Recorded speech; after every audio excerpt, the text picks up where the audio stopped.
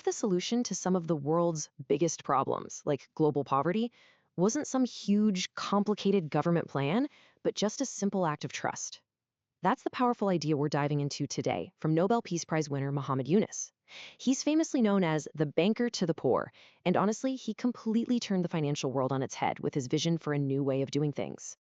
So, when Yunus was speaking to a crowd of graduates, he didn't just start with the usual congratulations. Nope. He kicked things off with a challenge. And it's a question that really hits home for all of us. What are you going to do with the advantages you have? This single question right here is really the bedrock of his entire life's work.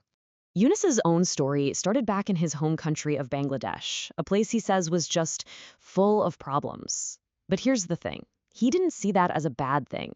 Actually, he saw it as the most exciting place a young person could possibly be. It was a wide open landscape of opportunities just waiting for solutions. I mean, think about that for a second. That is a complete 180 on how most of us are taught to see the world. For Yunus, a world packed with problems isn't something to run away from. It's a call to action. It's a place where every single challenge, no matter how big or small, is basically an invitation to get creative and find a better way. And he didn't just talk about it, he actually did it. Right next to the university where he was teaching, he came face to face with a heartbreaking problem. Local villagers were completely trapped by loan sharks, stuck in this vicious cycle of debt, sometimes over amounts as tiny as just a few dollars. So, what was his grand plan? Well, there wasn't one. It was incredibly simple, direct, and really personal. First, he just watched and understood the problem. His solution? He just lent them the money himself, straight out of his own pocket. And he saw immediately how these tiny loans could change lives, proving the concept worked. That's when he realized this little act could be scaled up into something totally revolutionary. And boy, did it scale. Just look at this timeline. What started in 1976 with a few bucks from his wallet grew into a real official bank, the Grameen Bank, by 1983. And today, it's a massive nationwide force, serving over 8.5 million people. That journey from a personal hunch to a national institution is just staggering. But here's the key. To serve the people who were completely ignored by the existing system, Yunus knew he couldn't just create another typical bank. No way. He had to basically tear up the entire rulebook and redefine what a bank even is. This chart just says it all, doesn't it? On one side, you have conventional banks.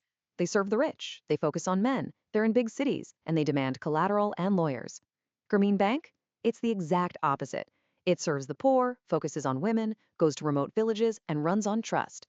It's not just a little different, it's the entire banking model flipped upside down. Just let this number sink in for a moment. 97%. That's how many of Grameen's borrowers are women. So this isn't just about giving loans to the poor, it's a powerful engine for empowering the most marginalized women in a society. And here's the part that's truly mind-blowing. They're not just customers, they are the owners of the bank itself. So how does all this actually work on the ground?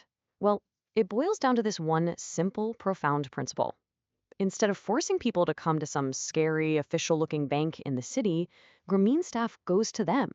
They travel to 80,000 villages across the country, meeting people right at their doorsteps every single week. It's all about service, not bureaucracy. Okay, so he revolutionized banking. But Yunus wasn't done.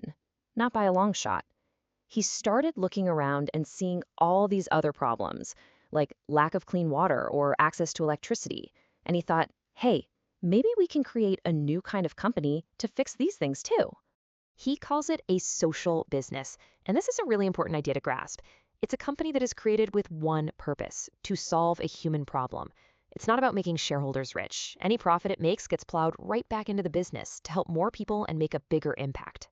So let's look at a real-world example, Grameen Energy. The problem was simple. Huge parts of the country went completely dark as soon as the sun went down. The idea? Bring solar power to every single home. Now, it was a real struggle at first. They were only selling a handful of these systems each month, but they stuck with it. 20 years later, they were installing 1,000 systems a day.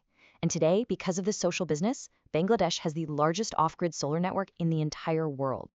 So, this model is working, right? It's solving massive problems. And that got Yunus thinking about the next generation. He noticed that thousands of kids from these Grameen families were now going to college and getting degrees, which was amazing. But then they couldn't find jobs. And this led him to question the whole point of our education system. He asked them this really provocative question, and I want you to think about it too.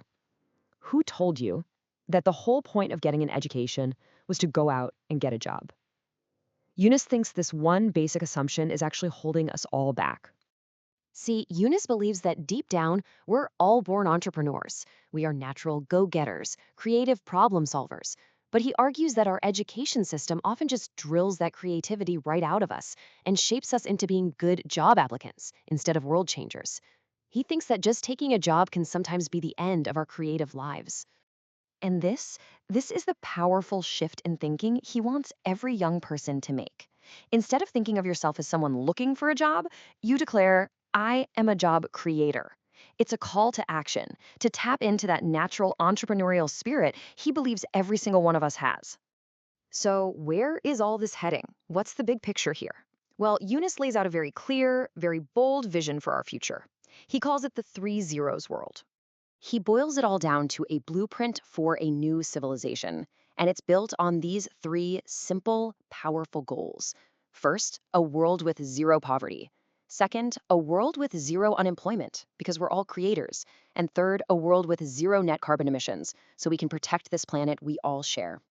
I love this image he uses. He wants to create a world where our kids and grandkids will literally have to go to a museum to even understand what poverty was.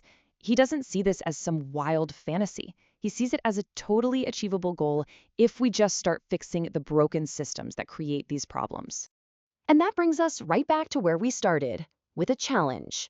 Yunus says our current world is largely built on a foundation of greed, so he leaves us with this final, massive question. What are we going to build the new one on? What will you create?